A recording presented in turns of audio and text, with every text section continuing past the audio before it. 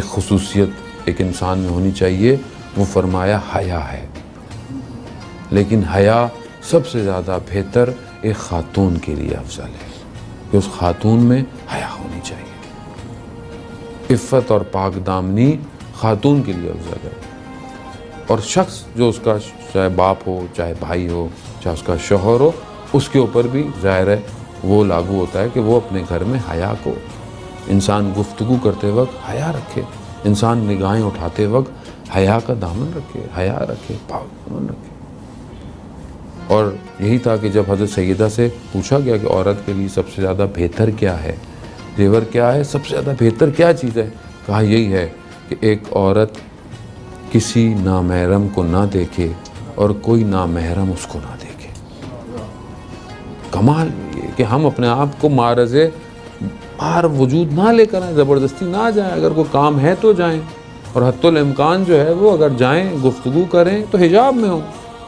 ان چیزوں کو سمجھیں، یہ چیزیں شاید ابھی اتنی نظر نہیں آتی ہیں ہماری جوان بچیاں بیٹیاں کہ بھئی کیا سختی ہے، کیا ہے ہر وقت۔ یہ عزیزان محترم، یہ جو بال چھپا رہے ہیں یہ اس جہنم کی آتش سے بچانے والے ہیں۔ ان چھوٹی چھوٹی چیزوں کو ہی مت سمجھیں کہ ذرا سے نظر آ گئے، ابھی کیا، ابھی تو چھوٹی بچی ہے، ابھی تو نہیں۔ عزیزان، ابھی سے تربیت اور حیا گھر میں دیں گے تو یہ کل با حیا معاشرے کو دے گی۔ اور ایک بچی جب انسان اس کو بڑا کرتا ہے تو وہ صرف ایک بچی نہیں ہے، وہ کل ایک بیوی بھی ہے، کل ایک ماں بھی ہے، اور جس ماں کی تربیت ہوتی ہے اس کی گود میں وہ پھر امام زمانہ کے سرباز بلند ہوں گے۔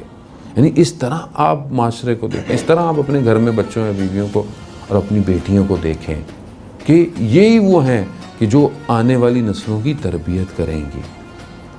اور یہی تو وہ ایک خاتون تھی کہ جنہوں نے ایسی تربیت کی کہ عالم اسلام کے چہرے کو جو ہے انہی چہروں نے بچایا ہے۔